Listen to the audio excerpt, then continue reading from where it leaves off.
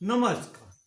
आपण ऐकताय आणि पाहताय आपल्या अण्णा यूट्यूब चॅनल.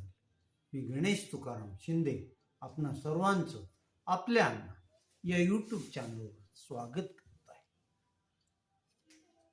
सकाळच्या व्हिडिओमध्ये आपण म्हणल्याप्रमाणे आज महाराष्ट्राच्या मिनी मंत्रालय म्हणजे जिल्हा परिषद आणि पंचायत समितीच्या निवडणुकीसंबंधात दाखल याचिकेवर सुनावणी झाली. राज्य निवडणूक आयोगानं निवडणुकीला मुदतवाढ द्या, थोडे वेळ द्या अशी मागणी केली होती. त्याचाही राज्य निवडणूक आयोगानं विचार केला आणि राज्य निवडणूक आयोगाला 15 फेब्रुवारीपर्यंत निवडणुका जिल्हा परिषद आणि पंचायत समितीच्या घ्या असं आदेशित केलं आहे. त्यामुळं निवडणुका फार लांबणीवर जाणार नाही. त्या येत्या फेब्रुवारीच्या पहिल्या पंधरवड्यात पार पडतील असं चित्र आहे. परंतु महाराष्ट्रातल्या ज्या 32-33 जिल्हा परिषदेच्या निवडणुका व्हायच्या आहेत त्यातील 20 ते 21 नगर परिषदमध्ये ओबीसी आरक्षणाची मर्यादा 50% पेक्षा पार केलेली आहे आणि तेथक निवडणुका कशा घ्यायचा हा राज्य निवडणूक आयोगापुढं पेच आहे. परंतु धाराशिव, लातूर, सोलापूर आदी 12 जिल्ह्यात ओबीसी आरक्षणाची मर्यादा 50%च्या पुढे ओलांडलेली नाही. त्यामुळं इथं निवडणुका घेणं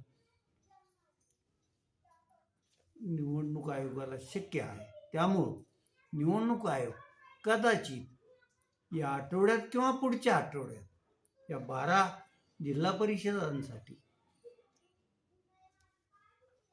निवडणुकीची अधिसूचना जारी करेल असं चित्र आहे. आणि मग 21 जानेवारीला या याचिकेवर पुढील सुनावणी होणार आहे. त्यात उर्वरित जिल्हा परिषदाच्या बाबतीत काय सर्वोच्च न्यायालय निर्णय देते त्याप्रमाणे पुढच्या पण निवडणुका तेथील जिल्हा परिषदेच्या निवडणुका राज्य निवडणूक आयोग जाहीर करेल असं चित्र आहे. त्यामुळं ज्यांनी निवडणुका लढण्याची तयारी सुरू केलेली आहे अशांना आता लवकरच या 12 जिल्ह्यात तरी जिल्हा परिषदेच्या निवडणुका लागतील असं चित्र आहे. त्यातही धाराशिव जिल्ह्यातल्या 55 जिल्हा परिषद गट आणि 110 पंचायत समिती गणाची निवडणूक ही या किंवा पुढच्या आठवड्यात जाहीर होईल असंच ही आहे. आणि शक्यतो निवडणुकीचं मतदान हे 8 ते 10 फेब्रुवारीच्या दरम्यान असेल आणि 11 किंवा 12 फेब्रुवारीला मतमोजणी होईल, निकाल जाहीर होईल असंच संकेत मिळत आहे. त्यामुळं आता सर्वपक्षीय मंडळी निवडणुकीच्या तयारीला अंग झटकून लागेल असंच दिसतंय. बऱ्याच कालावधीनंतर जिल्हा परिषद आणि पंचायत समितीच्या निवडणुका होणार असल्यामुळं इच्छुकांची संख्या मोठी राहणार आहे आणि त्यामुळं सर्वच राजकीय पक्षापुढं ती एक डोकेदुखी असणार आहे.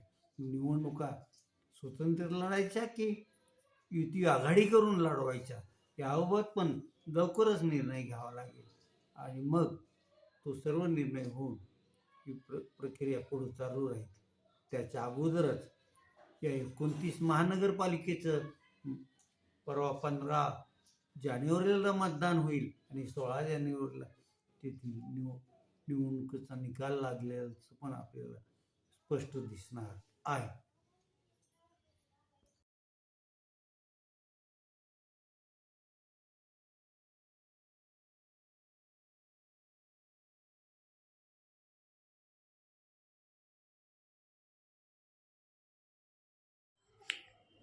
जागजी तालुका जिल्हा धाराशिव येथील NMP शुगर्सनं या गळीत हंगामात प्रारंभापासून 31 डिसेंबरपर्यंत ज्या शेतकऱ्यांनी ऊस घातलेला आहे त्यांना पूर्वी 2500 रुपयाप्रमाणे प्रति टनाचा भाव दिला होता.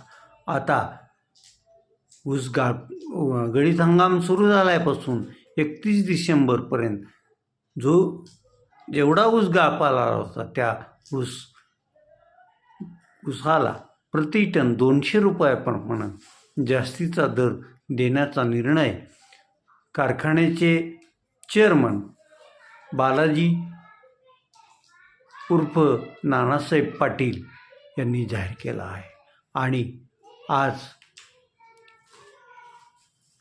Pawanraje लोकसमृद्धी multi state cooperative society आणि धाराशिव जनता सहकारी बँक या 2 शाखांमध्ये त्या ऊस उत्पादक शेतकऱ्यांच्या खात्यावर ही रक्कम जमा पण करण्यात आली आहे. कारखाना दरवर्षी शेतकऱ्यांना योग्य असा दर देतं, त्यामुळं ऊस उत्पादक शेतकऱ्यांचा पण NUP शुगर्सवर विश्वास आहे.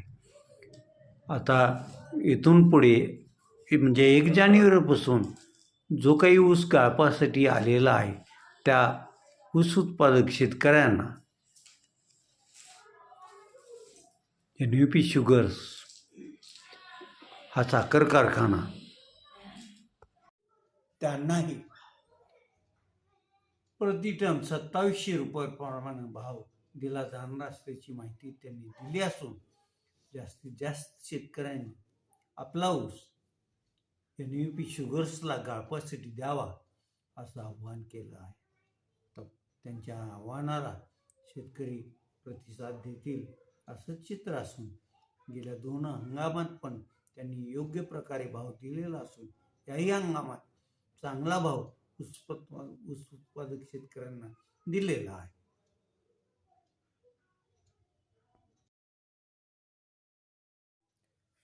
धाराशिव जिल्ह्यातील गूळ पावडर उत्पादक कारखान्यांच्या प्रमुखांची जी एक संघटना आहे त्या संघटनेची बैठक काल परवा धाराशिव येथील MIDCत असणाऱ्या हॉटेल ॲपल इथे पार पडली.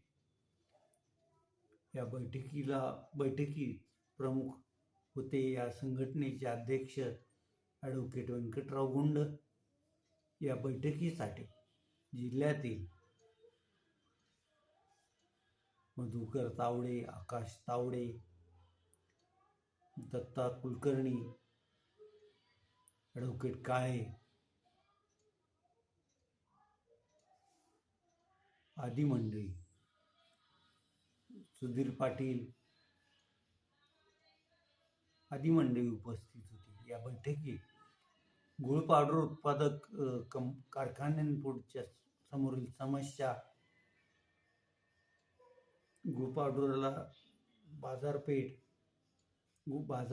गूळ पावडरला मिळणारा भाव आणि ऊस उत्पादक शेतकऱ्यांना काय भाव द्यायचा या संदर्भात साधक बाधक चर्चा झाली. आणि ऊस उत्पादक शेतकऱ्यांना चांगला दर देण्यासाठी काय करावं, प्रयत्न करावे लागतील यावर पण यात चर्चा झाली. आणि संघटना सर्व गूळ उत्पादक कारखानदारांनी एकत्र राहावं आणि बाजारपेठेत आपल्या गूळ पावडरला चांगला दर मिळण्यासाठी काय करावं लागेल आणि इतर उत्पादनाने काय घ्यावे लागतील याविषयी पण या बैठकीत आहे. या बैठकीला जिल्ह्यातील जवळपास सर्व गूळ उत्पादक कंपन्यांचे प्रमुख उपस्थित होते. त्यात मग मोहेकर ॲग्रो इंडस्ट्रीजचे हनुमान माळके, ॲडव्होकेट व्यंकट गुंड, दत्ता कुलकर्णी, मधुकर तावडे, ॲडव्होकेट काळे हे सर्वजण या बैठकीत. आज आपण येथेच थांबूया. तुम्ही आपल्या यूट्यूब चॅनल सबस्क्राईब करा, लाईक करा आणि कमेंट्स पण नोंदवा. धन्यवाद.